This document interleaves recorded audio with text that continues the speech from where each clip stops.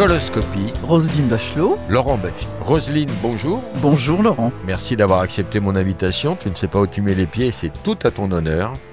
Tu as des appréhensions? Non, aucune. J'ai peut-être tort. Non mais t'en as tellement vu, c'est pas un Oui. de mon espèce qui va t'effrayer. Je crois Ça devrait que cuirassé à l'Assemblée nationale. T'en as eu des connards en face de toi, derrière Beaucoup, toi, sur les côtés. Derrière, devant, à la tribune et dans les tribunes. Tu es né un 24 décembre comme Ava Gardner, Louis Jouvet, Pierre Soulages, Elena Ceausescu, Nabila et Simone Weber. Et à minuit. Oui, et toi et à minuit. Mais parmi cette liste, quelle est la personne dont tu te sens la plus proche? Ava Gardner. Ava Gardner. Ava Gardner, parce que pour moi, c'est la beauté incarnée. C'est pas non plus que je me compare physiquement à Ava Gardner. Je veux pas m'élever au-dessus de ma condition, mais c'est la femme que j'aurais rêvé d'être. C'est pas relou. Alors, relou, c'est un mot que j'ai inversé. Ça veut dire lourd. Oui, ça, non, tu me prends vraiment pour une cruche, là. Dis une checrue. Une checrue. Pour être plus moderne. C'est pas chiant de naître le 24 décembre à minuit. On n'est pas lésé sur les cadeaux. On est lésé sur les cadeaux, mais tu sais, on n'est jamais aimé comme on doit l'être quand on est enfant. J'ai un frère et une sœur, Françoise et Jean-Yves, et un jour nous parlions, mais on avait plus de 50 ans, on parlait de ce Noël, et je dis, écoutez quand même, j'ai toujours été lésé, et d'une seule voix, mon frère et ma sœur m'ont dit « Ah, tu peux dire, c'est toujours toi qui avais le petit nain sur la bûche !» Et on voyait qu'il y avait une sorte de rancœur. Il y avait 50 ans qui pensaient que c'était vraiment trop injuste. J'avais le petit nain sur la bûche. Bah oui. Que tu suçais? Le petit nain non, je l'avalais tout cru. Mais non, parce qu'ils sont pleins de chocolat, les petits nains sur les bûches. Mais non, les petits nains de chocolat, à l'époque, les petits nains sur la bûche, pas en chocolat, ils étaient en espèce de sucre. D'accord. T'es trop jeune, évidemment. Tu es né à Nevers. À Nevers. C'est marrant. Dans la Nièvre. Moi, je suis né à Nevers moins le quart. Alors, il y aura cette qualité d'humour durant toute l'interview. Je vais essayer de garder ce niveau. Oh là là, oui, c'est ça. Oui. Ça va être dur. Hein. Tu es la fille de Jean Narquin, qui était résistant et député gaulliste. Et c'est ta maison, le gaullisme? C'est ma maison, le gaullisme. Et d'ailleurs, ma mère était résistante aussi. Mon père venait du Parti communiste et ma mère de la démocratie chrétienne, donc ils s'étaient réunis dans le gaullisme. Et c'est vrai que c'était le compagnon du général de Gaulle. Et il m'a emmené donc à 9 mois et demi, ma première réunion électorale dans ses bras. Et le général de Gaulle m'a embrassé sur la joue. C'est mignon, hein. Et tu t'es pas lavé depuis? Pas non, ma joue est toute marquée de ce baiser. Yvette Ledu. Oui, Ledu, ça veut dire le noir en breton. Ah d'accord. Ouais. Et tous les deux étaient chirurgiens dentistes. Oui. Enfant, qui s'occupait de tes dents? Ton père ou ta mère? Ma mère. Oui, ma mère s'occupait de tout, mon père faisait le reste. Ta sœur Françoise est également chirurgien dentiste. Pourquoi t'as choisi pharmacie, toi? Finalement, j'étais pas très doué manuellement, contrairement à mes parents et à ma sœur. Mais de toute façon, quand j'ai eu mon bac assez tôt, à 16 ans, et je voulais faire Sciences Po. Et ma mère m'a dit, tout ça, ce sont des métiers de saltimbanque. Sciences Po? Pas tort, Sciences Po, oui. C'est peut-être parce qu'elle était mariée avec un homme qui faisait de la politique, elle s'en méfiait. Elle me dit, ma petite fille, il y a 3 métiers dans la vie. Dentiste, médecin, pharmacien. Donc ton choix, c'est parmi ces 3 choses-là. Et c'est pas idiot parce que ce sont des métiers où de toute façon, quelques aléas de la vie qui surviennent, tu auras toujours un boulot, quelque chose pour une pierre pour poser ta tête. Il n'y a pas de crise comme croque-mort. Voilà, jamais de crise. Et chez les hommes à l'époque, il fallait un curé et un docteur. Oui, alors non, on a eu ni l'un ni l'autre.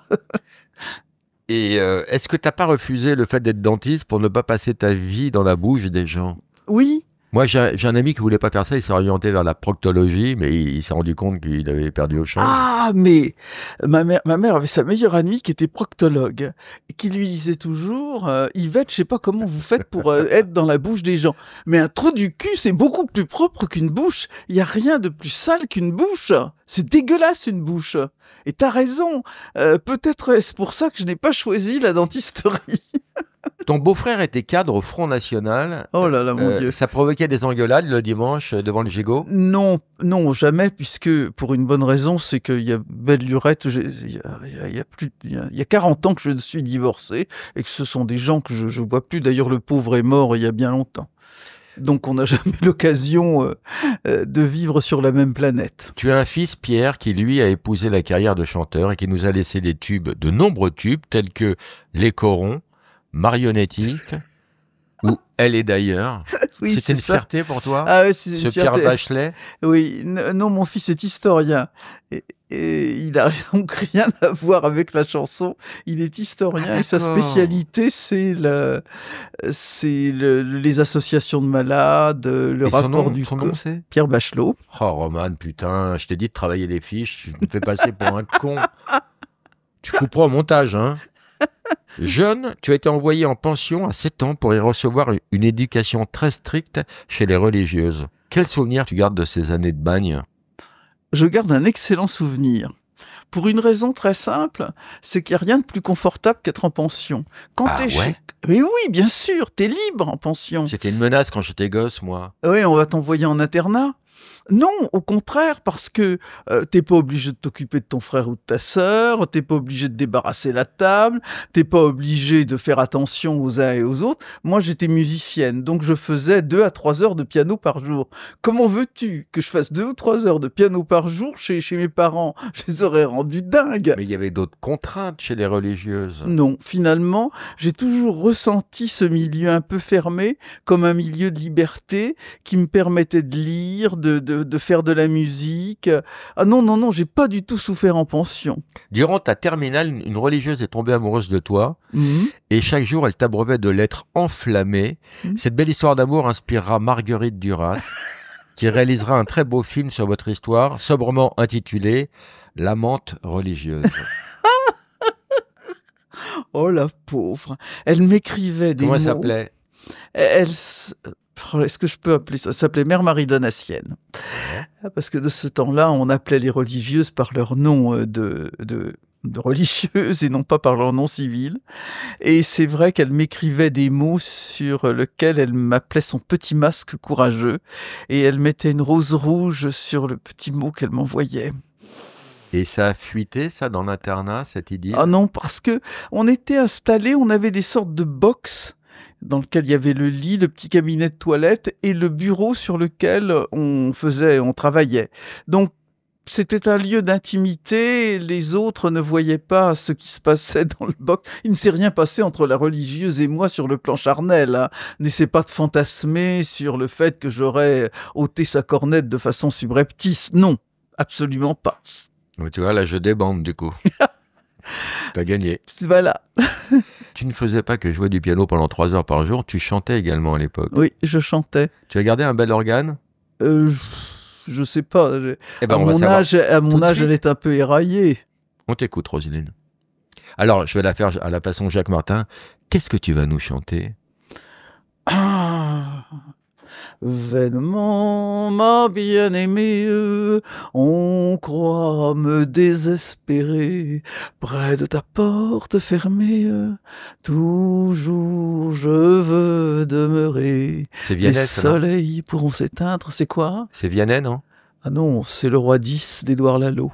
Ah, pardon. Ah non, Vianney, c'est Mais t'es pas là, mais t'es où? Tu la connais, ça? Non, je sais pas trop ma cam. Ah bon, t'aimes pas Vianney? Ah non, si, j'aime bien tout le monde, mais si tu veux, je suis pas très, comme on dit dans l'ancien temps, variété. À 24 ans, tu te prends de passion pour l'opéra. Ouais. Quand ton petit ami de l'époque t'emmène au festival de Vérole. C'était pas mon petit ami, c'était mon grand ami. Et c'était pas Vérole. Et c'était pas Vérole, c'était Vérone, effectivement. Roman, encore une faute de frappe. Et là, c'était un garçon formidable qui est mort du sida. Et d'ailleurs, je lui ai dédié mon premier livre que j'ai consacré à mon combat pour lutter contre les discriminations liées aux orientations sexuelles.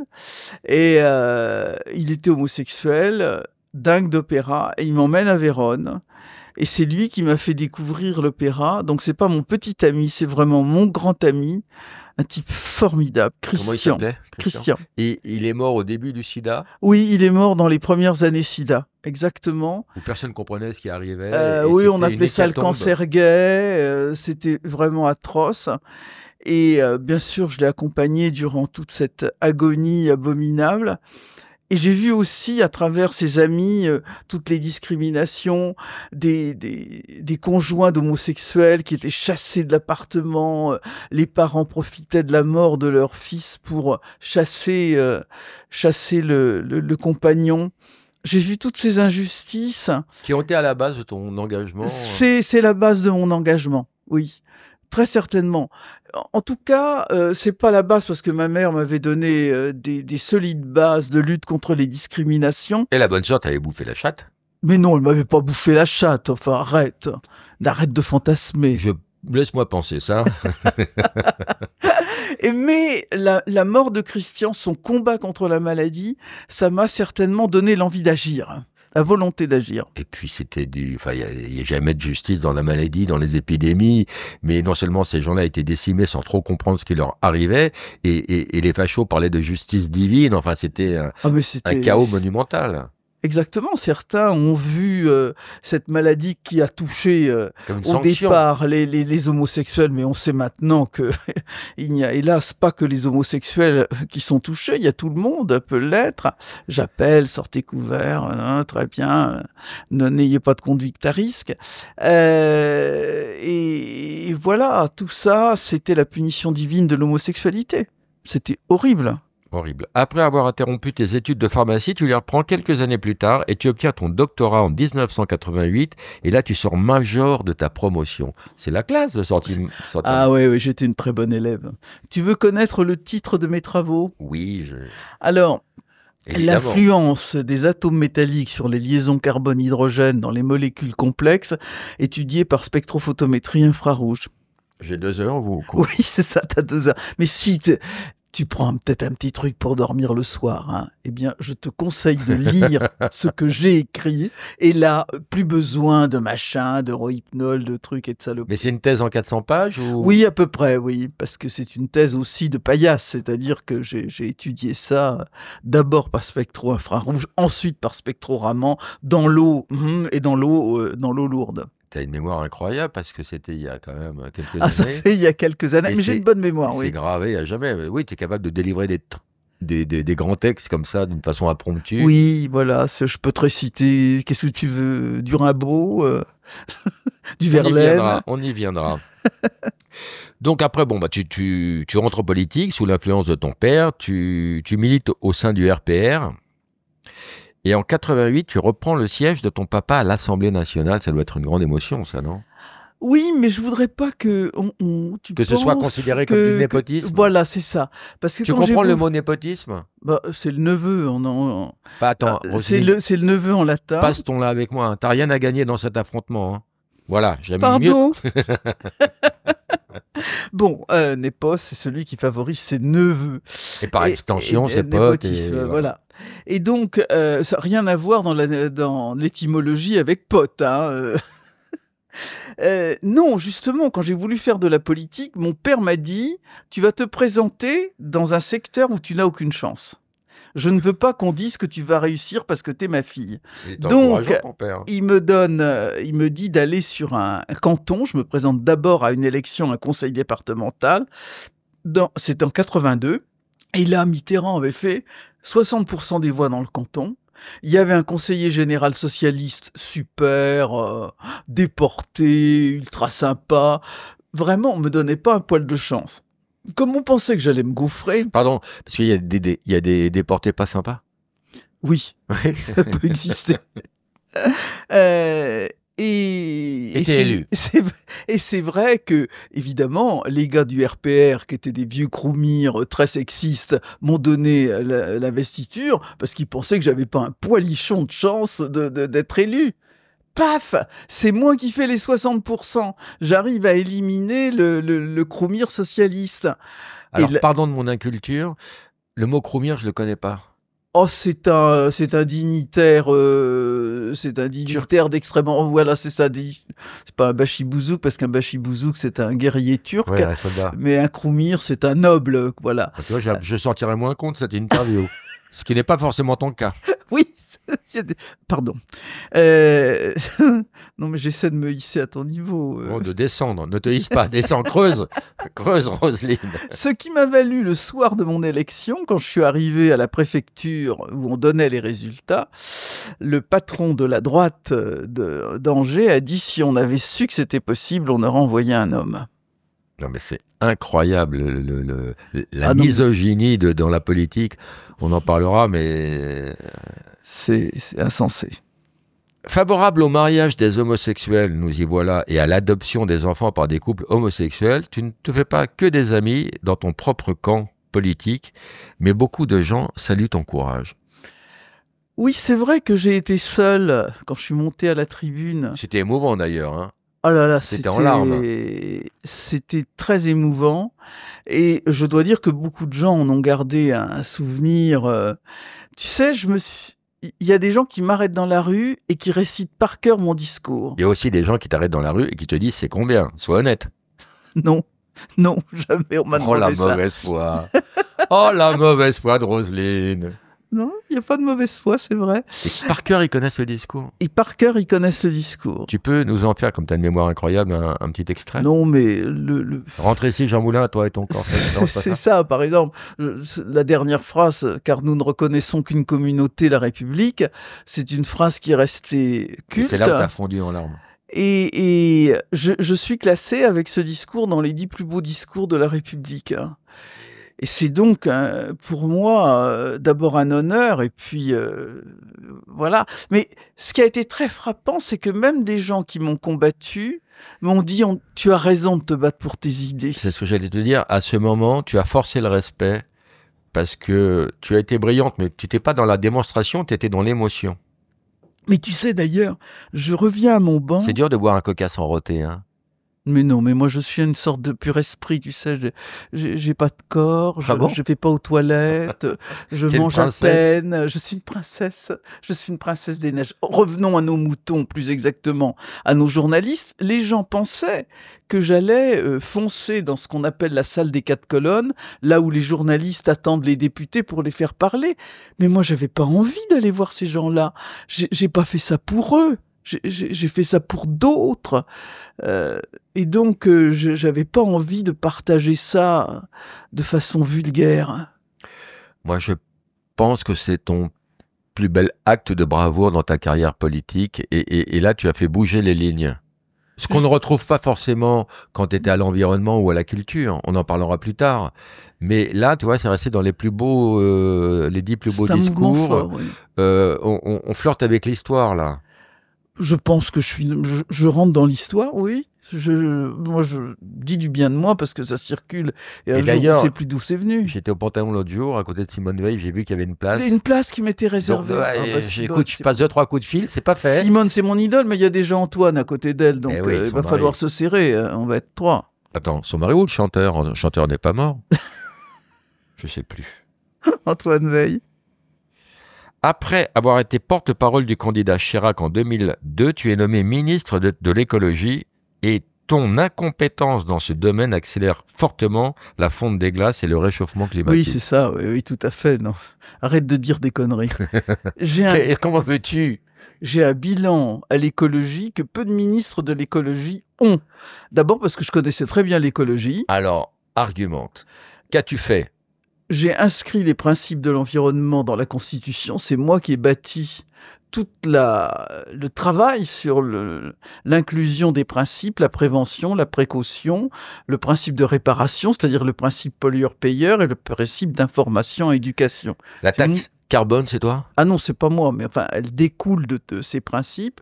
J'ai fait la première loi de prévention sur les risques, la loi Bachelot, de Les 2003. risques Prévention, environnementaux. risques naturels et risques technologiques. J'ai bâti un corpus législatif qui fait l'objet encore aujourd'hui d'études, de colloques, etc. Par exemple, sur la création de ce qu'on appelle les PPRT, les plans de prévention de risques technologiques. J'ai fait une loi sur la chasse, qui est là où j'ai apaisé le monde de la Un jour, t'as chasse. demandé qu'il y ait un jour off pour les riverains, un jour sans chasse. Oui, ah bah, ça, le préfet peut décider selon enfin, comment dire, les milieux des jours qui Et sa convient. sensibilité. Mais j'ai fait un travail considérable, Donc, ouais, t'es contente de toi, là. premier plan santé-environnement, enfin, etc. J'ai quelque chose de Ok, je vais trouver des failles. essentiel. En 2007, tu es nommé par Sarkozy ministre de la Santé, de la Jeunesse et des Sports. Alors ça, j'étais totalement incompétente sur les sports. Ah, merci. Putain, mais totalement. Et pourquoi t'as accepté? Parce que Clémenceau le disait, la guerre est une chose trop sérieuse pour On être l'a confiée à des militaires. Et je pense que sportive, mais là j'ai quand même quelques faits d'armes. Hein. Oui, t'as un procès de Nadal. Ah oui. Par exemple, et puis quand même la Coupe du Monde de foot de 2010. Raconte. Parce que Anaïs Nin, non, mais c'était... Je pense que dans la politique, j'ai vécu un certain nombre de choses, mais les gars qui font grève et qui refusent de descendre du bus, Ah ouais. et scandale, Ouais, scandale énorme. le jour où ça arrive, moi je suis à Johannesburg, et j'ai ma conseillère en communication qui est à Paris qui me dit, faut que vous disiez des choses. C'est surtout la première de l'équipe, avec Anelka et Domenech, va te faire enculer, très bien, c'est pas quelque chose de très agréable, il fallait que Attends, pardon. j'intervienne. Roman, tu couperas cet extrait, ce sera la promo de cette émission. Comme si Roselyne me le disait à moi. On fera un petit montage astucieux pour faire croire que l'interview s'est mal passée pour buzzer. Et donc, ma conseillère en communication me dit, il faut que vous interveniez, mais c'est fait un scandale épouvantable. Je dis, je ne vais pas intervenir sur un propos de douche. Et finalement, je vais intervenir avec une langue de bois extraordinaire. Et Sarkozy, je téléphone à Sarkozy pour savoir un petit peu comment il voyait les choses. Il me dit, tu restes en Afrique du Sud, il faut aller à Bloemfontein, tu vas voir les footballeurs, tu les engueules et tu leur dis de gagner. Fastoche, fastoche. Et je téléphone ensuite au Premier ministre, à Fillon, et là, d'un air profondément là, Fillon me dit, ouais, tout ça, c'est quand même que des types qui tapent dans un ballon. Et là, je pense que tu as le profil psychologique des deux types, tu vois. Sarkozy, performatif, fonceur, et Fillon, désabusé. Et toi, au milieu, totalement incompétente à ce poste. Totalement incompétente. Mais je suis allé... Ta franchise t'honore, Roselyne. Autant t'as défendu ton bilan à l'écologie, Ah ben non, autant au sport, Si, le seul avantage, c'est que toi qui aimes le rugby, tu allais serrer des bites dans les vestiaires. Non, des mains, pardon. Non, quand même, je te... Ah, t'as parlé de la douche, hein, des Je rugbyman. te signale que quand même, j'ai descendu en bobsleigh la piste olympique de bobsleigh. Sérieux?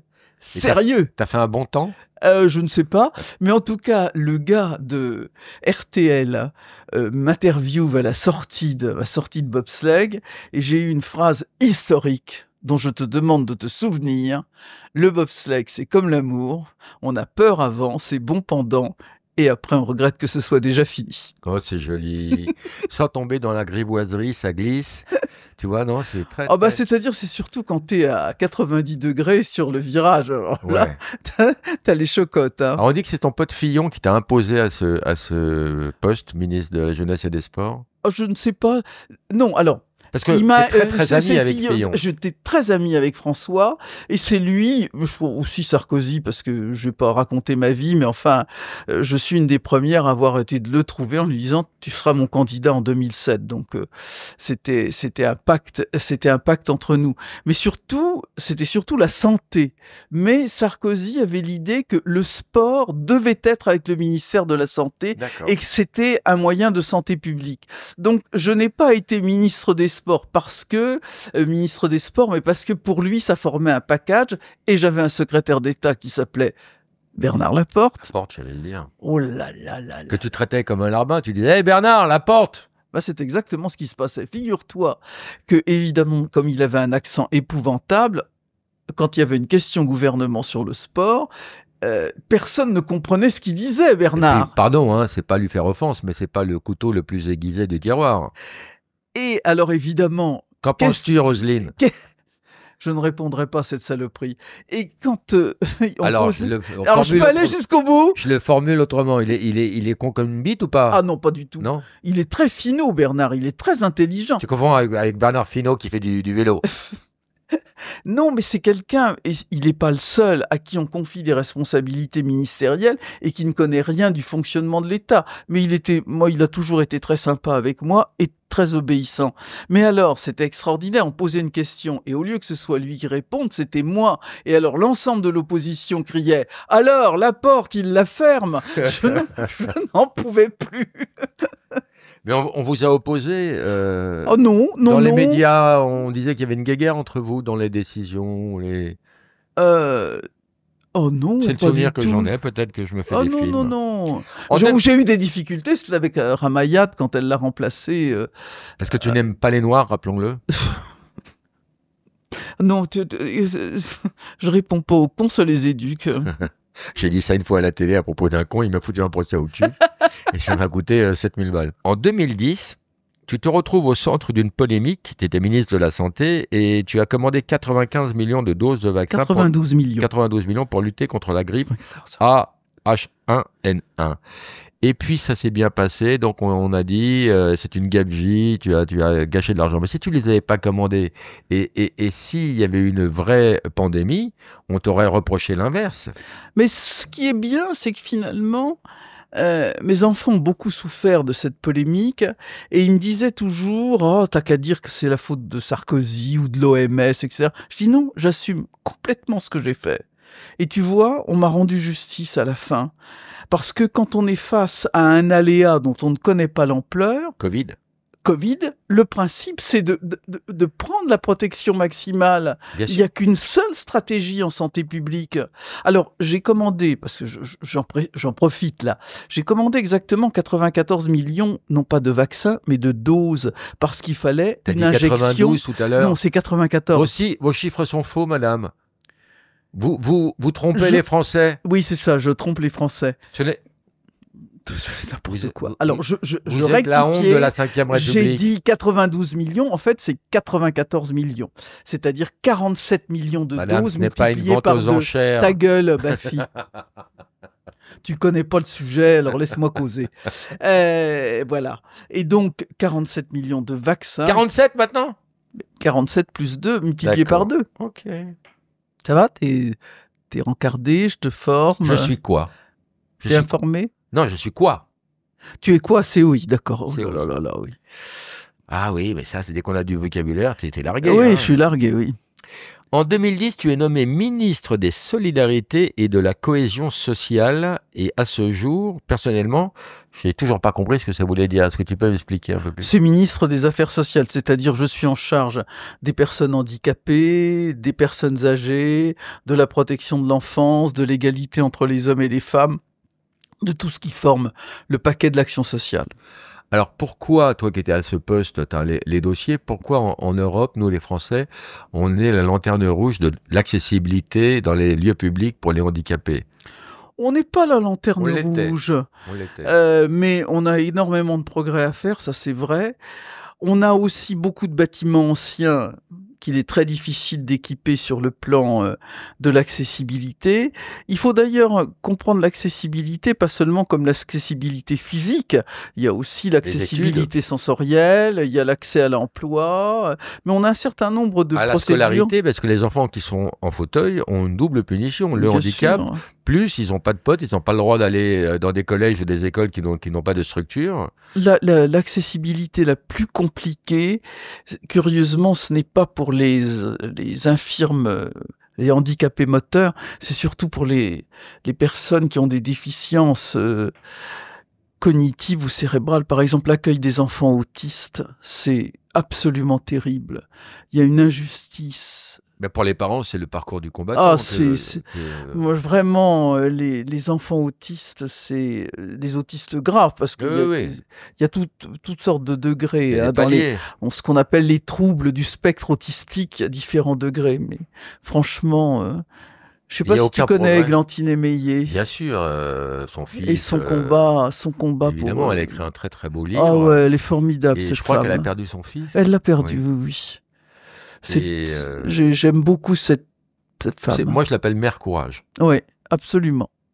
En 2012, tu te lasses de la politique, tu changes de boulot, virage à 180 degrés, et tu deviens chroniqueuse sur C8 aux côtés de Laurence Ferrari. C'était D8 à l'époque. D8 à l'époque. Tu te prends pas des sauts de merde de la part du personnel politique? C'est Écoute, surtout aux grosses têtes que c'est arrivé, ça. Écoute, non, finalement, pour deux raisons. Pas tellement du personnel politique, c'est surtout qu'ils sont morts de jalousie, les gars. Hein. Les chiens aboient, la caravane passe, comme on dit dans le désert. Et puis, ils se disent, après tout, si on critique, on se prive peut-être d'une porte de sortie. Non, ça va assez bien, finalement. C'est pas tellement de la part des politiques que j'ai eu des critiques. Journaliste? Certains journalistes, tu sais, les peines à jouir, tu les laisses de côté. Hein. Tout de suite, t'es à l'aise parce que bon, t'as tellement l'habitude des plateaux, des caméras, des tribunes que t'as aucun souci. Tu maîtrises l'oralité, que ce soit à l'Assemblée, sur les plateaux rue Saint-Denis. C'est ça. Non, je me disais, il me dit quelque chose d'agréable, qu'est-ce qui va m'arriver dans la gueule? Ça y est, c'est fait. Toujours la petite saloperie derrière. Ouais, la petite salope. Tu Au me moment connais où bien, tu hein. baisses la garde, Alors, on la m'avait garde, dit- justement. On m'avait dit que c'était un gros con, Bafi, mais non, c'est pas vrai. Eh ben si, c'est vrai. La garde, justement, c'est une copine à toi? Ah oui, j'adore Christine. Au moment où tu baises la garde, alors t'as une relation comme avec la sœur? Non, je ne baisse pas la garde. En 2015, tu rejoins les grosses têtes de Laurent Ruquier, quitte à te prendre là aussi des critiques de la part de tes anciens amis, qui trouvent cette démarche indigne d'une femme politique. Alors, s'il y a un mot que je ne supporte pas, c'est le terme qu'on perdrait sa dignité en participant à une émission de divertissement. D'abord parce que je trouve l'émission des grosses têtes absolument formidable, on l'a fait souvent ensemble. Laurent Ruquier, Je l'adore, je trouve ce type c'est- formidable. de tout le showbiz, c'est le mec le plus généreux qu'on connaisse. Exactement, un travailleur dément. Il a ses défauts, mais qui n'en a pas. Et franchement, mais qui sont ces gens pour parler de dignité en parlant d'une émission extrêmement populaire Vraiment, je vois les gens qui viennent nous écouter ou qui parlent ensuite, qui m'arrêtent sur le trottoir pour me dire Oui, ah, mais ça c'est t'empêche de bosser. chouette. Qui m'arrêtent pendant que j'attends un taxi ou que je vais faire mes courses, qui me disent ah, c'est formidable, on Je la vous connais, écoute. l'excuse du taxi, tu fumes des cigarettes, tu fais ton loyer, ton sac à main. Prends-moi pour un con avec le taxi. Là, tu épates la France par ta grande culture, surtout lyrique, et tes blagues de cul, parce que Oui. là, mais c'est où t'as appris tout ça? C'est à l'Assemblée? Alors, je les connais. Oui, mon fils est un grand pourvoyeur. J'ai un copain qui m'alimente beaucoup en blagues de cul. Chirac t'a beaucoup formé à ça. Oui, mais Chirac, c'était vraiment la blague un peu lourde, c'était vraiment très très lourd. Mais par contre, j'avais des amis qui me téléphonaient quand je faisais de la politique, ils me disaient « Attends, demain j'ai un banquet de pompiers, tu peux m'en donner une petite ?» Oui, Chirac était lourdingue, il pouvait pas porter un toast sans dire À nos femmes, à nos chevaux, à ceux qui les montent. Oui, c'était redondant. Et par Saint-Georges de la cavalerie, parce qu'il a fait son école d'application à Saumur d'ailleurs. Et ce que j'adore quand tu racontes une histoire de cul ou grosses têtes ou ailleurs, c'est que tu commences toujours par la même phrase et tu dis « Ah non, celle-là, je peux pas vous la raconter. » Il faut pas te prier longtemps, hein. Mais tu dis deux, trois fois, tu fais « Ah non, je peux pas, celle-là, je peux pas. » Tu veux que je t'en raconte une petite ? Oui, à une condition, c'est que tu me dises « Ah, celle-là, je peux pas vous la raconter. » Écoute, je t'en raconterai bien une. Non, Roselyne joue le jeu. Alors, non, Roselyne, est-ce que tu as une histoire de cul? Celle-là, je peux pas te la raconter. Oh, s'il te plaît, Roselyne. Vas-y, résiste. Bon. Non, tu craques trop tôt, putain. Non, vraiment, celle-là, je peux pas parce que non. Oh, non. s'il te plaît. Non. S'il te plaît. Là, c'est chiant, faut dire oui maintenant. Non. Alors, Alors, je vais te raconter une histoire d'animaux parce que. Oui. Des petits lapins? Oui, mais une autre. Ah, une autre. Que tu connais pas. C'est un petit renard et un petit lapin qui habitent l'un près de l'autre. Et ils aiment bien sortir en boîte et Le petit renard, il part, il rentre le soir après sa sortie en boîte. Le lapin est sur le seuil de son terrier. Il dit, le renard, qu'est-ce qui tient? Faut que je l'aide à rentrer chez lui. Alors, il prend le renard sur son épaule, ça glisse, c'est tout mou. Alors, il est étalé par terre. Évidemment, qu'est-ce qu'il fait? Il le tire par sa queue et il l'emmène dans son terrier. Le lendemain, c'est au tour du petit lapin de sortir. Le renard est sur le pas de sa porte et il voit le lapin rentrer. Oh là là, il est pas bien, mais il m'a aidé, je vais l'aider. Il le prend sur son épaule, ça glisse. Il essaie de le tirer par la queue, mais il a une toute petite queue, le lapin. Donc, qu'est-ce qu'il va chercher? Il va chercher une brouette, il met le lapin dans la brouette et il le ramène dans son terrier. Moralité, quand t'as une petite queue, vaut mieux avoir une grosse voiture. C'est mignon. Elle est mignonne, elle est rien que pour toi. Et ça me permet de te dire que j'ai une Smart. Voilà. Comprenne qui peut. Mais celle du lapin, on la fera tout à l'heure à la fin de l'émission, hein, quand même, hein, parce qu'elle est bien. L'autre L'autre que j'ai raconté aux grossettes l'autre fois. Exactement. Avec le loup, d'accord. Et tu as une capacité aussi à encaisser les vannes, parce que les grosses têtes, on tire à bout portant, hein, on se ménage pas entre nous. Ah hein. oui, oui, tout à fait. Mais écoute, moi je dois dire Et pardon, et tout le monde t'apprécie dans l'équipe, hein. Parce qu'il y a des gens qu'on aime plus ou moins, il y a des gens qu'on trouve insupportables, mais tu fédères autour de toi. Ah, chouette. C'est les retours que j'ai. Moi qui te déteste. Oui, c'est ça. Mais il en faut un. Il en faut un. Et c'est incroyable à quel point les gens t'apprécient. Et parce que tu es humaine, tu es à l'écoute et tu donnes de ta personne. J'ai su ça, je connais ta discrétion, tu n'en fais pas état, mais tu as été jusqu'à faire une petite gâterie à Stevie Boulet pour le remettre dans le bon droit chemin. Tu vois, non, mais je suis une femme de bienveillance et qui met l'action au bout de ses convictions. Le terme du bout des convictions était peut-être un peu exagéré. Cette petite bluette sera sans lendemain. En 2017, tu rejoins LCI. En 2018, tu animes ta propre émission L'Heure Bachelot. En 2018, tu monteras sur scène à Bobino comme actrice pour une représentation exceptionnelle des monologues du vagin aux côtés de Clara Morgan et Katsumi. Mais pas du tout. Aux côtés de Myriam El Khomri et de Marlène Schiappa. Après avoir jugé qu'on ne t'y reprendrait plus, en 2020, tu acceptes le poste de ministre de la Culture sous le règne de Emmanuel Macron. C'est le seul. Et de Jean Castex. C'est de Jean Castex. C'est le seul poste que tu aurais pu accepter. C'est le ministère dont tu rêvais. C'est le ministère dont je rêvais. Et je dois dire que la soirée où ça se passe, c'est assez extraordinaire parce que Jean vient d'être nommé Premier ministre. Moi, je fais l'avant-journal de TF1. Où je fais le point de la pandémie avec Gilles Boulot. Évidemment, comme lui vient pour la première fois, il vient d'être nommé Premier ministre, la figure de style imposée, c'est d'aller faire le journal. Il me voit, on se connaît, parce qu'il a été secrétaire général adjoint de l'Élysée, et puis il a un très beau festival dans sa ville de Prades, le festival Pablo Casals. Il me voit, et je vois quelque chose dans son regard, de type qui se dit, ouais, elle est méga bonne, celle-là. C'est elle.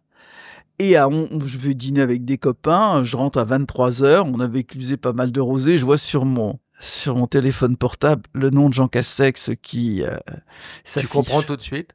Ah bah tout de suite. Je te signale que si tu vois le nom du nouveau Premier ministre sur ton portable, à mon avis, tu te prépares à lui dire non, hein, tu vois. Et c'est ce que j'ai fait. Je lui dis non. Il me dit tu me rejoins au gouvernement. Je dis non. Il me dit tu pars avec moi au gouvernement. Je lui dis non, Jean, je suis parti, je ne pars pas.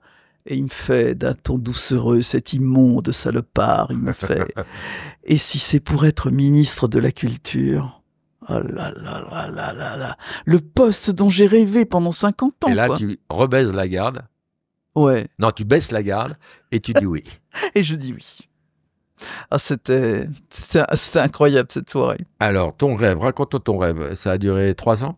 Ça a duré 2 ans. 2 ans. Ça a duré 2 ans jusqu'à l'élection d'Emmanuel Macron. Ça t'a permis de faire quoi Alors, ça m'a permis de sauver la culture parce que je me suis battu comme un chien pour obtenir des crédits, pour faire en sorte que les intermittents soient soutenus, même s'ils n'avaient pas les heures nécessaires pour toucher l'intermittence, les fameuses 507 heures. c'est l'année blanche, c'est le soutien direct aux structures. On a la chance, on a gardé intégralement notre réseau de salles de cinéma, nos salles de théâtre, on a soutenu les artistes, et ça m'a pas empêché aussi de faire des actions de fond sur la restitution des œuvres spoliées pendant la colonisation, ou des choses auxquelles je tenais. C'est beau, ça. Auquel je tenais, la restitution des biens juifs. Il y a une scène que je n'oublierai pas. J'ai rendu aux ayants droit, ça équivalait à ça. J'ai rendu aux ayants droit de Nora Stiasny, qui était morte à Auschwitz. Son tortionnaire lui avait volé un Klimt, un tableau de Klimt. Nous avions un seul Klimt. T'as la Klimt chez toi? Oui, j'ai la Klimt chez moi. Bon, j'ai pas de Klimt chez moi, j'aimerais bien. On avait un seul Klimt dans les collections publiques, au musée d'Orsay. On l'a rendu. Et j'ai demandé, avant de le rendre, de passer 1 heure en tête-à-tête avec ce tableau. Rosier sous les arbres. Et il y a un connard de journaliste qui m'a demandé « Vous n'avez pas honte d'appauvrir les collections françaises ?» Je lui ai dit « Monsieur, quand on rend justice, on ne s'appauvrit pas, on s'enrichit. » Bravo. Mais tu sais que les Italiens nous réclament encore la Joconde. Oui, et les Grecs demandent les plaques de marbre du Panthéon. Bien sûr, on a plein de choses qu'on ne devrait pas avoir.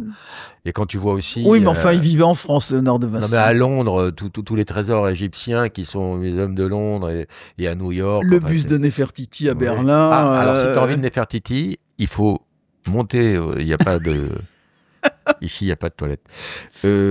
Moi, j'ai une idée, tu vois, sur la Joconde, qui est quand même l'emblème des œuvres d'art en France, la star du musée du Louvre, qui crie famine. 8 400 000 visiteurs par an. Le musée du Louvre crie famine, il demande des aides, il est très mal entretenu. Et voilà. Imagine, la France a 3 000 milliards de dettes. Imagine un État archi-méga riche nous propose d'effacer la dette de la France à ce prix-là. Moi, je la vendrais tout de suite, la Joconde. Je ferais faire une copie imparable que je mettrais au Louvre et je mettrais « Merci, madame, pour avoir remis les finances à flot ». Elle vaut quand même pas 3 300 milliards. Mais c'est notre prix, madame. Et nous ne baisserons pas. Oui, enfin, moi je suis pour une opération massive de restitution des œuvres quand elles ont vraiment été spoliées, pillées, ce qui était le cas des 26 œuvres d'Abomey qui sont absolument magnifiques, le trésor de Béhanzin. Moi je suis absolument pour une politique massive de restitution. Je suis entièrement d'accord avec toi. Et ça crée des tensions, des incidents diplomatiques entre les États aussi, ça.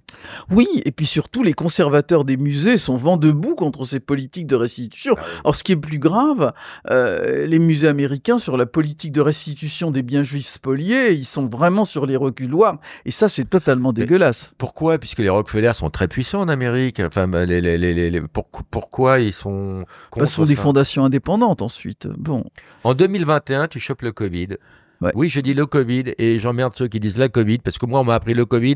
Après, on me dit non, on change de genre, c'est la Covid. Alors, tout le monde change de genre alors. Alors, il n'y a plus de genre alors. Eh ben non. C'est pas ma France. Donc, tu chopes le Covid. Non, mais il faut surtout pas réagir. Tu dis rien. Et oui, monsieur Baffy. Tu finis à l'hosto et c'était chaud pour toi, hein, le Covid, là? Ah bah, c'était l'AREA, oui, d'accord, c'était chaud. Mais t'as revu toute ta vie défiler? T'avais un grand tunnel avec de la lumière blanche au bout? Il y a un soir où je me suis dit, bon, là, je pense que Dieu, s'il existe, faut que je me prépare. Mais faut que je me change, parce que je suis encore déguisé en rose bonbon. Comme je suis agnostique, je suis pas assez prétentieuse pour dire que Dieu n'existe pas. Mais je pense qu'il n'existe pas. Mais en tout cas, l'aumônier était venu me voir, un type absolument charmant, et qui m'a dit cette phrase: la vie est un cadeau que Dieu nous donne. Nous n'avons pas le temps d'être tristes. C'est joli. Et il y a eu un truc, du coup? Ouais, entre le curé Villeminot et moi, non, je dois dire à la vérité que rien ne s'est passé. Sauf quelque chose, un bon moment. Tu dis que tu ne crois pas, mais tu crois en quoi? Ça va paraître extrêmement prétentieux, mais je crois en moi. Je crois que je crois que j'ai reçu des capacités et que ces capacités, je dois les donner aux autres. Mais elles ont été transmises Par quelqu'un, par des esprits, par... ou c'est Elles ont toi été qui- transmises par une famille exceptionnelle. Il y a des gens qui trouvent leurs héros dans des bandes dessinées ou dans des romans. Moi, ils étaient assis autour de la table de la salle à manger. Des gens qui avaient accepté de donner leur vie pour la France, aussi bien mon père que ma mère dans leur maquis. Et donc, chaque Ouais, fois... c'est sûr que ça forge une personnalité, ça. Ah oui, ça forge une personnalité, oui. Mais Absolument. revenons au mysticisme, à la croyance, où tu crois pas en Dieu, mais est-ce que tu crois à des forces, à des, je sais pas comment l'exprimer. Moi, par exemple, je suis comme toi agnostique, et je crois bêtement au yin et au yang, au bien et au mal. Et je Oui. pense que ces deux forces s'affrontent et qu'elles sont de la même force. Alors, Je c'est- crois à des c'est le valeurs résultat supérieures. d'une- Je crois à des choses qui ne sont pas de l'ordre du sensible directement. Je crois qu'il y a dans le monde des forces telluriques qui s'expriment, qui nous dépassent et qu'il faut affronter. Effectivement, je crois. Pas très clair, hein. Mais moi, l'essentiel, c'est que moi, je me comprenne. Toi, je m'en fous, quoi. Tu vois, Oui, si- non, mais des gens si nous je me- écoutent. si je me comprends, c'est déjà quelque chose. C'est la chose qui compte parce que c'est ce qui me pousse Roselyne, à l'action. Tu sais combien de gens nous écoutent, là? 4 millions, 5 millions, Des milliards. des milliards, oui. Des milliards. Il y a des civilisations qu'on ne connaît pas dans des galaxies très éloignées. Tu crois que sur Mars, on nous écoute, là? Beaucoup plus loin que ça. Ouais. Mars, c'est notre galaxie. Il y a des gens qui adorent ce podcast. Enfin, quand je dis des gens, je sais pas quelle forme Oui, c'est ça, ont. oui. Mais non, Bon, non, déconne pas, oui. déconne pas. Il me dit que moi, les forces telluriques, il comprend pas et il continue par des bêtises. Alors, vas-y, par tes Tu es questions. commandeur de la Légion d'honneur Ouais. et commandeur des arts et lettres. Oui. T'as décoré qui, toi, quand tu étais ministre de la Culture? À qui Oh tu as attribué les arts et lettres? C'est toi qui décidais ou alors Oui, bien ou t'as sûr, imposé bien sûr. J'ai attribué ça à beaucoup de personnes, des artistes, des gens qui se déploient dans des associations, à la tête de structures. C'est chouette. C'est Moi, ça chouette m'a de décorer toujours- des gens. Ça m'a toujours interpellé l'attribution des arts et lettres. Oui. Alors, je vais te citer une liste de gens qui l'ont obtenue. Tu vas Ouais. me dire si tu es d'accord ou pas d'accord. Oui, vas-y. Arthur. Oui, bien sûr, je suis d'accord. Pourquoi? Parce que c'est un homme qui compte dans les médias. Il a fait des choses, des émissions. Pardon Les- d'être prosaïque, d'être art et lettres. Je vois pas de l'art et je vois pas de lettres dans la carrière d'Arthur. Je vois de l'efficacité. Oui, mais ça. Je vois du... Alors, nous sommes ministres de la Culture et de la Communication. C'est-à-dire, on a Ah, sous c'est la notre petite enculade en petite ligne qui permet de glisser tout et n'importe quoi. D'accord. Ouais, d'accord. C'est les petites lettres. Ok, c'est malin. C'est malin. T'es pourri par la jalousie. Hein. Oui.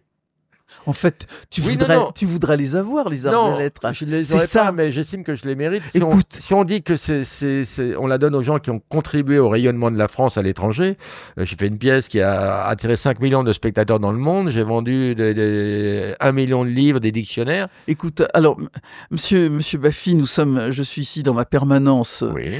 politique. Monsieur Baffy, vous venez me trouver pour avoir les arts et les lettres. Alors, vous pouvez... Non, on ne la réclame pas. Ta gueule. Alors, monsieur Baffy, vous venez pour les arts et lettres. Je vous signale qu'on ne réclame pas une décoration, mais tel que je vous connais, vous allez vous venez me trouver pour que je sois votre intermédiaire auprès de Madame Dati. Je vais donc me faire cet intermédiaire et je vais demander à Madame Dati les arts et les lettres pour vous, monsieur Alors, Baffy. je vais te dire, d'abord, je trouve ça humiliant que de la demander. Je pense que tu as décelé, non pas ma jalousie, mais ma frustration, parce que j'ai vu tellement de personnes, et on citera d'autres noms. Mais moi, ça ne m'intéresse qu'à une condition. Oui. C'est que ma maman soit toujours là. Et ma maman, elle a 94 ans. Parce que moi, on me voit aux Gémonies, on me disait qu'est-ce qu'on va faire de toi, la meilleure option pour moi c'était l'échafaud, tu vois. Et que j'arrive à m'en sortir dans la vie et que je fasse des dicos, c'est vraiment, je suis un miraculé social. Donc moi je m'en fous des arts et lettres. Je vois bien que c'est une pantalonnade Non, c'est pas une pantalonnade. Bah, pardon. Ne dis pas ça. Mais, Et puis, mais si tu peux écoute- me la décrocher, Et puis, tant que ma maman est encore là, je ça lui prends. fera plaisir. Chantal Goya. Bah, formidable, Mais Chantal. je l'aime, c'est une amie. C'est Je une te dis fille pas qu'elle est- absolument Mais adorable. je ne dis pas ça. Je te demande, elle mérite Elle les- mérite les arts et les lettres. Sheila. Oui, bien sûr. Et pourquoi Sylvie Vartan l'a pas? Oh, je sais pas, parce qu'on lui a pas demandé. Parce que pour elle. Sheila, elle a dit, vous les copains, je ne vous oublierai jamais. Donc, C'est renvoi ça. d'ascenseur. Ah ouais, c'est Magouille et compagnie, tout ça. Non, j'en peux plus. Au secours. J'aurais dû appeler mon émission Au secours. Vincent Bolloré. Il a les arts et les lettres? Ah bah oui, c'est pas... Je vérifie. Oui, bien sûr, Vincent Oh, donc Bolloré. tout le monde mérite alors. Mais oui, bien sûr, il y a un dossier qui est fait. Pierre Hermé. Oh, bah écoute, Bah, t'es trop gourmande pour dire non. la gastronomie française fait partie du patrimoine du ministère de la Culture. On Je suis se d'accord. Je me range à ton avis, il mérite. Roman Polanski. Alors, tu vas pas me rentrer dans ce débat. Oui, les Non, films... je vais pas te rentrer tout court. Roman Polanski mérite les arts et les lettres. Ensuite, il y a à gérer ces affaires de violences sexistes et sexuelles, qui sont un de mes combats. Éric Zemmour. Éric Zemmour, il a les arts et les lettres? À chaque fois, t'as l'air étonné de ma liste. Moi aussi, je suis étonné de ma liste. Non, bah oui, il a fait des livres qui sont tout à fait intéressants. Mais c'est des brûlots, c'est pas de la littérature, c'est des... Oui, ensuite. Bah, le dernier, Francky Vincent. Ah bah, ça c'est Rima Abdul-Malak qui a remis... Vas-y Francky. Mais il y a mieux que... Il mérite ou pas, Francky Vincent? Là, j'aurais peut-être pas donné à Francky Vincent. Donc là, il y a un bémol pour Francky Vincent. Oui, il y a un bémol pour Francky Vincent. Cela dit, Roselyne, tu lis tellement bien que tu peux peut-être faire accepter aux gens l'idée qu'ils méritent les arts et lettres, car tu vas lire une de ses chansons et tu vas la transcender. D'accord. Tu es prête? Oui, je veux bien. Tu as tes lunettes? Oui, j'ai mis lunettes. Je ne te cache rien. Vas-y, Francky Vincent, je ne te cache rien. La chanson s'appelle Tu pues du cul. Tu pues du cul par Roselyne Bachelot. Quand je suis chez moi, je bouffe que des choses saines. En regardant avec Hélène quelques films obscènes, elle me dit que l'ambiance ce soir, elle est malsaine. Je lui dis, ferme ta grande gueule, Hélène. Au supermarché, je prends tout ce qui est biologique. Je fais dans l'esthétique et dans la diététique. Elle bouffe des hamburgers, des hot dogs, des sandwichs au thon, du boudin, des acras, des merguez et du mouton. Et après, qu'est-ce qui se passe? Tu pues du cul. Tu pues du cul, tu pues du cul, tu pues du cul, tu pues du cul, tu pues du cul, tu pues du cul. Prout, ça pue, ça pue, ça pue, ça pue, ça pue. Quand je digère sa tasse, comme une lettre à la poste, mon dîner ce soir était à base de toast. Elle s'est foutue dans la bedaine du silicone carne. Je regarde la télé avec Hélène, elle ne fait que dégager. Prout, prout. Prout, j'en ai marre de tes proutes. Essaie de manger comme moi, chérie, pour mieux digérer. Qu'on soit dans le salon, dans la cuisine ou dans la salle à manger, c'est toujours la même ambiance, Hélène. Tu ne fais que dégager. Eh ben, tu le crois pas, ça m'a foutu les poils. Tu sors chez Plon ton dernier bouquin, Sacré monstre. Et tu dis à qui veut l'entendre que le mot monstre n'est pas péjoratif. Non. Parce que tu parles de Macron, de Le Pen, de Mélenchon, de Chirac, de Sarkozy, et des monstres politiques. Ce livre cartonne. Oui. Cartonne parce que tu as le sens du détail, tu écris bien, et puis tu livres Et c'est moi qui écris. Oui. J'ai pas d'aide à la rédaction, j'ai pas ce qu'on n'ose appelait plus. un nègre ou On un n'ose ghostwriter.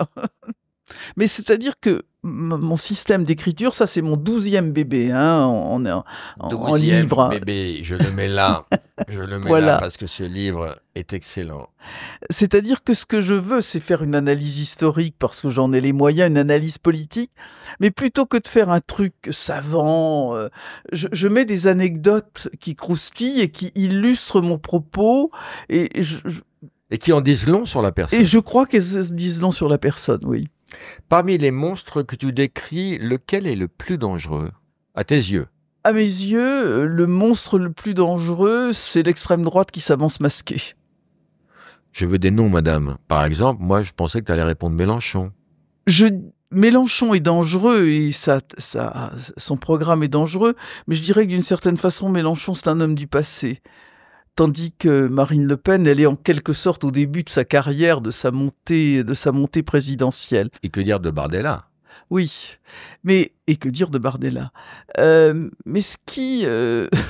Il paraît que quand on a eu un jeune président, c'est un vieux qui lui succède. Quand on a un gros, c'est un maigre. Alors je me dis, bon, on avait Macron, c'était un jeune mince, donc il faudrait que ce soit un gros vieux. Je ne l'ai pas encore repéré. Vous pouviez boire jusqu'à combien de gin tonic, Chirac et toi, pendant que vous regardiez des cassettes Oh, de sumo? on en buvait pas mal, hein, 3 ou 4 au moins. Jacques, c'était pas des toniques de gamine, hein, c'était pas des gin toniques de gamine. Il tenait bien l'alcool, il était jamais bourré. Ah, il buvait pratiquement pas d'alcool, Chirac, sauf des gin toniques. Il ne buvait, non mais d'accord, mais il buvait jamais de vin. Hein, à table, ouais. il ne buvait jamais de vin. Parce qu'on le connaît pour la Corona, mais pas pour le gin tonic. Exactement. Et les cassettes de sumo, tu faisais ça pour lui faire plaisir, ça t'intéressait pas? Ah oui, ça m'emmerdait, mais Voilà. alors puissamment. Mais j'ai assisté à quelque chose d'absolument drôlatique. On était à Johannesburg et on décide de sortir bouffer dans un restaurant japonais. Et là, il y avait le premier ministre japonais qui était là, Junichiro Koizumi, et alors il se pique à Chirac, il se tombe dans les bras, etc. Et puis pour faire l'intéressant, le premier ministre japonais se décide à lui parler du championnat de sumo, et il lui parle du meilleur sumotori japonais, et il lui dit, mais d'ailleurs il a des problèmes de cheville. Chirac le regarde, il n'a pas des problèmes de cheville, il a des problèmes de genoux.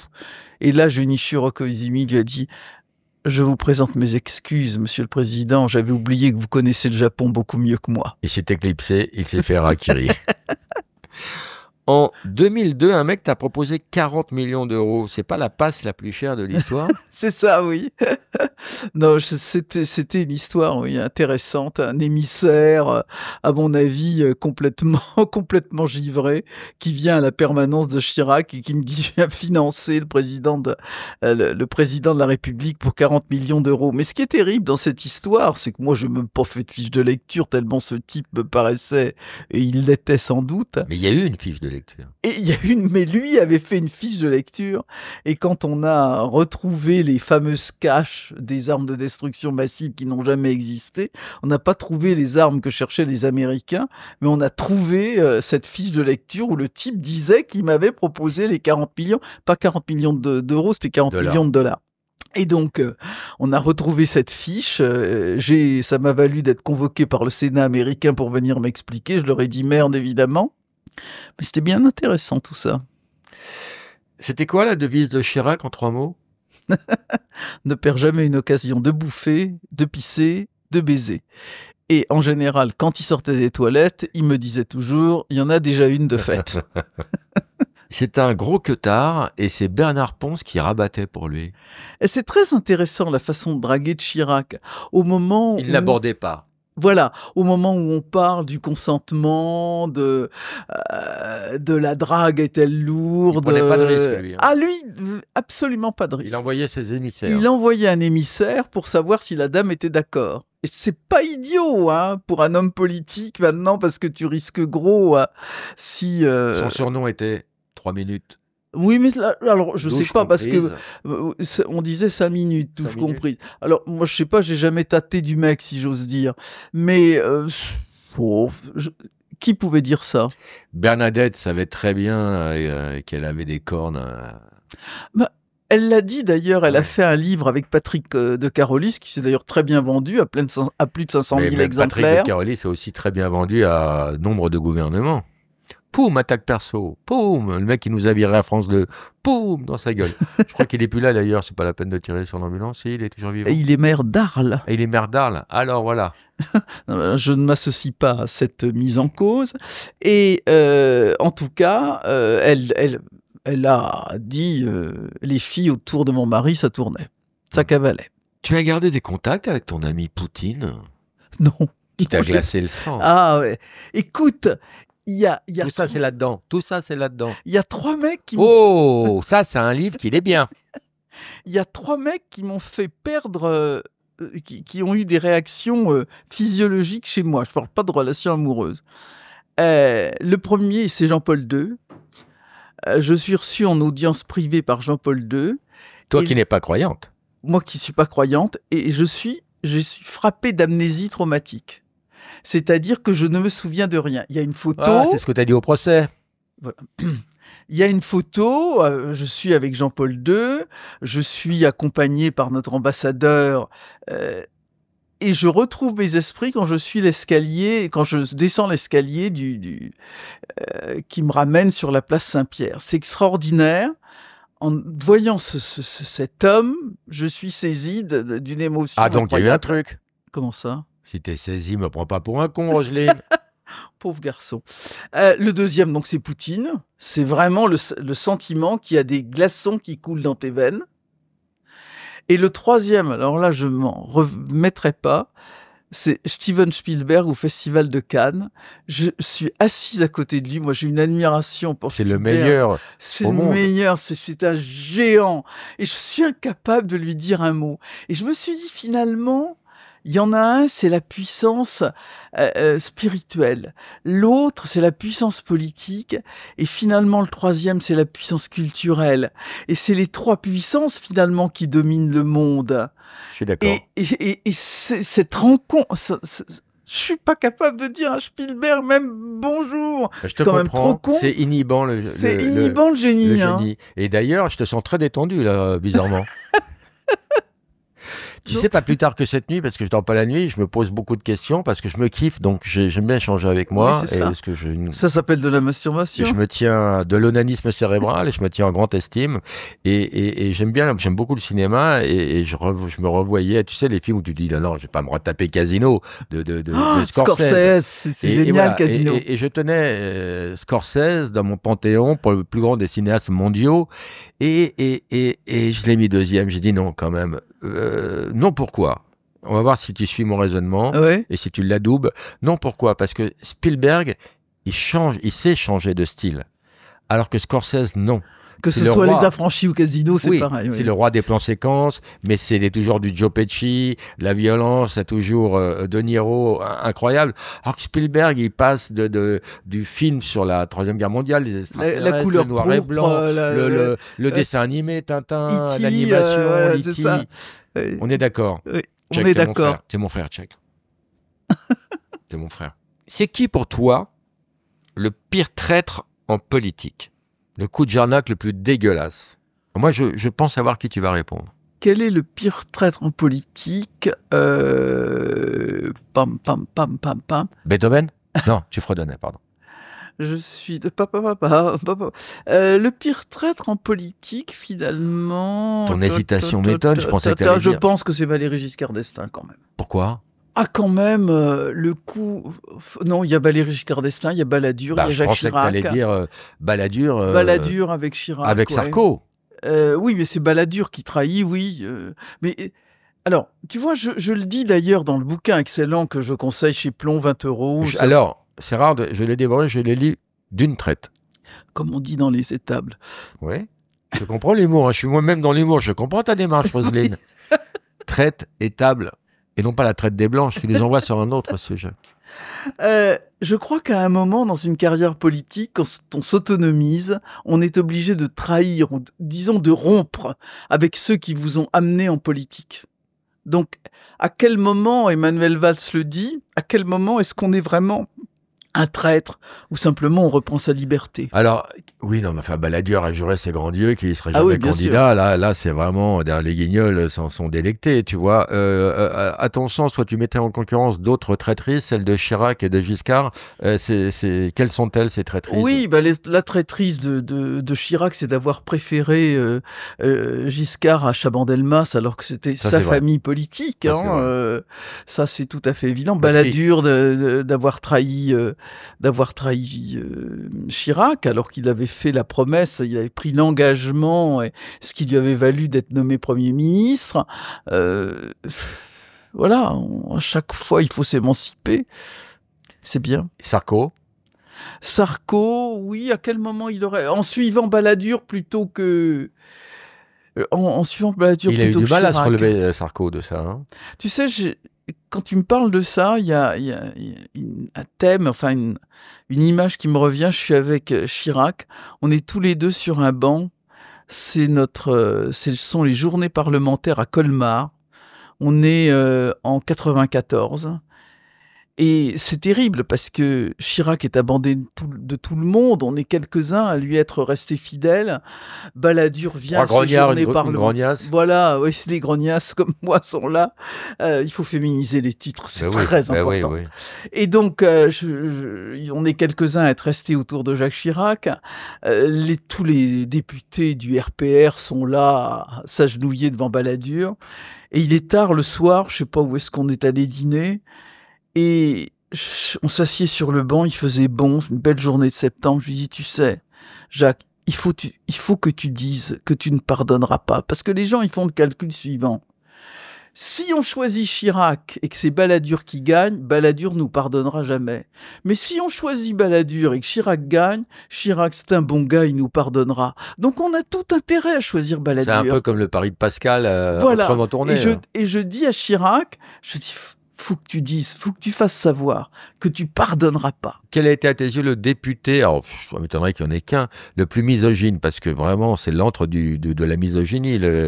Ah mais c'est sûr, l'Assemblée nationale. Je veux pas le citer parce qu'il est mort et qu'il a des enfants vivants et même des petits-enfants, mais quand je suis monté pour la première fois à la tribune de l'Assemblée nationale pour défendre le revenu minimum d'insertion, il y a un député de mon camp qui a lancé « Tiens, voilà le concert des vagins ».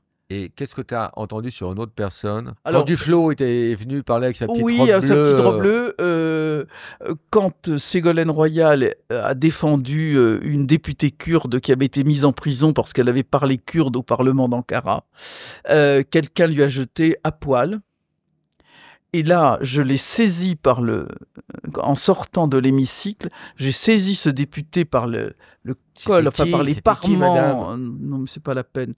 Par les parements de sa veste, droite, et je lui ai dit en insultant, elle, c'est moi que tu insultes. Il est toujours député? Non. Je sais pas s'il est mort ou s'il est vivant, d'ailleurs. Dis-moi juste le prénom. On retrouvera nous. Non. Drôle de prénom. Bon, Roselyne, moi je trouve ça passionnant comme ton bouquin, et je veux pas terminer cette interview sans te parler de ta passion, l'opéra. Tu sais, quand je fais une interview et qu'on m'a préparé des questions de zoologie, je suis le plus heureux des hommes. Donc, je vais te faire plaisir aussi. J'ai déguisé des opéras, je voudrais que tu les retrouves. Oui. J'ai trituré les titres pour retrouver le bon. Tu es prête?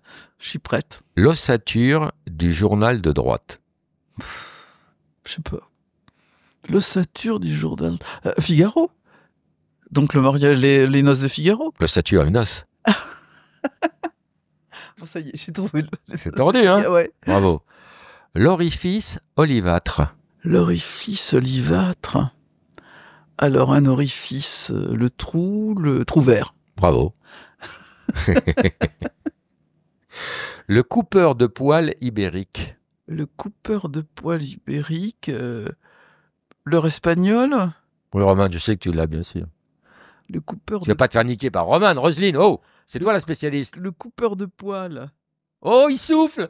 Oh, il souffle. Le barbier de Séville. Oh, il souffle, Roman. Le barbier de Séville. C'est honteux, Roman. Honteux. Méfie-toi, parce que lui, Chirac à côté, c'est un ange gardien, c'est un ange. Se dilater la rate des potrons minets. Alors, se dilater la rate, c'est le rieur, le rito, allô, non, quoi, non. C'est tellement con. Dis, Roman, j'ai passé 2 heures là-dessus. Se dilater la rate, c'est quoi? C'est rire. Hein. Ok. Ou plus trivialement. Je sais pas. C'est la même racine, hein. En rigoler, argot, voilà. Rigoler. Ah, rigoletto. Ah ouais, rigoletto. La coupette ravie. La coupette ravie. L'enlèvement au sérail? Non. C'est quoi une coupette? C'est une coupette, je sais pas, c'est quoi une coupette? Au resto, tu te commandes une coupette, c'est quoi? C'est du champagne? Oui. On te la sert dans quoi d'autre comme récipient, comme contenant? Une flûte, la flûte enchantée? Oui. Petite dernière? Oui. Rembourser l'argent du mariage de ma fille. Avec l'accent russe. À la Poutine. Imagine, c'est Poutine qui dit ça. Rembourser le mariage de ma fille. Oh là là là là. C'est un opéra russe? Non.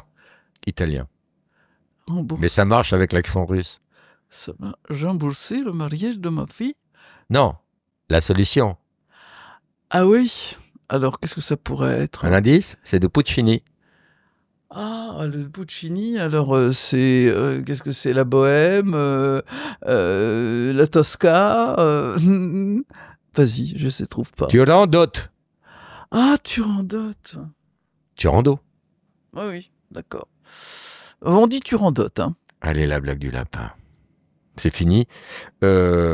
Ça a été pour toi? Oui, ça a été.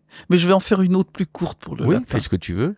Mais avant le lapin, comment t'as vécu cette interview? Je l'ai vécu bien, quelquefois un peu dérapé sur les histoires de cul ou des histoires où je pourrais être une prostituée qui vend ses charmes. Ça, je dois dire que j'ai du mal à l'encaisser, ça. C'est quelque chose qui me heurte, oui, parce qu'elle touche à mon intégrité physique et C'est là où et je montre. spirituelle. C'est là où je montre. Je suis pas du tout 2025 parce que je suis resté dans une grivoiserie des années Coluche et je suis plus à la mode du tout, tu vois.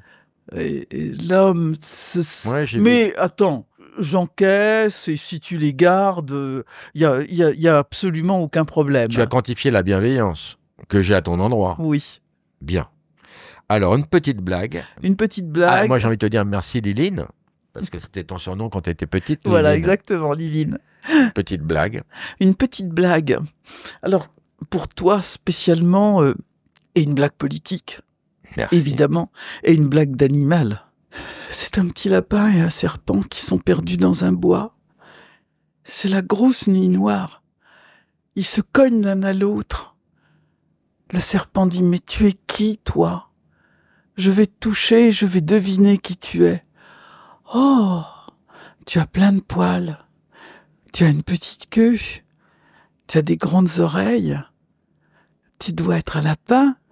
Trouvé, je suis un lapin. Maintenant, c'est mon tour. Je vais te toucher. Oh, tu es froid. Tu es glauque. T'as pas de couilles. Tu dois être un énarque. Bravo. Bravo. Je vais juste vérifier un petit truc au niveau mémotechnique. Je commence, tu finis. Avant que de parler, prenez-moi ce mouchoir. Oui, on dénote Tartuffe. Ah, du- Cacher ce sein que je ne saurais voir. Bravo. Du palais d'un jeune lapin. Dame Belette, à bon matin, s'empara. C'est une rusée. Le maître étant absent, ce lui fut chose aisée. Elle porta chez lui ses pénates un jour qu'il était allé faire à l'aurore sa cour parmi le thym et la rosée. Après qu'il eut trotté, brouté, fait tous ses tours, Jeannot Lapin revient au souterrain séjour. La Belette avait mis le nez à la fenêtre. Oh la salope. Comment ? Non, je la vois, la belette, le nez à la fenêtre. J'aime pas ce genre de comportement, quoi. Sois sage, ô ma douleur. Et tiens-toi plus tranquille, tu Tu réclamais le soir, il descend, le voici. Une atmosphère obscure enveloppe la ville, aux uns portant la paix, aux autres le souci. Pendant que des mortels, la multitude de villes, sous le fouet du plaisir, ce bourreau sans merci va chercher des remords dans la fête servile. Ma douleur, donne-moi la main, viens par ici, loin d'eux, vois se pencher les défuntes années sur les balcons du ciel en robe surannée, le regret souriant s'endormir sous une arche, et comme un long linceul traînant à l'Orient, entends ma chair, entends la douce nuit qui marche. Tu pensais qu'en venant faire mon podcast, on citerait ensemble du Victor Hugo? Oui, surtout que c'est du Baudelaire. Ah, tu n'es pas tombé dans le piège. Recueillement, qui sont dans les fleurs du mal. Ce podcast cartonne dans d'autres galaxies, mais il marche pas tellement en France. Oui. Donc, ce qu'il faut faire pour finir, il faut demander aux gens de s'abonner. Donc, abonnez-vous à la chaîne YouTube. Sinon, et là, il faut que tu profères une menace extrêmement... Sinon, je préside le comité. Alors, attends, reprends, vas-y, Roselyne. Alors, cette podcast... Abonnez-vous. Abonnez-vous à la chaîne... Abonnez-vous au post... Oh, non, faut que je s'abonne. À la chaîne YouTube. Abonnez-vous d'abord à la chaîne YouTube. Ensuite, regardez le podcast de Laurent Baffy, d'abord parce que j'y suis, et puis alors je vous préviens que si vous ne vous abonnez pas, je préside le comité de soutien de François Hollande à la présidentielle. Merci Liline. Merci Laurent.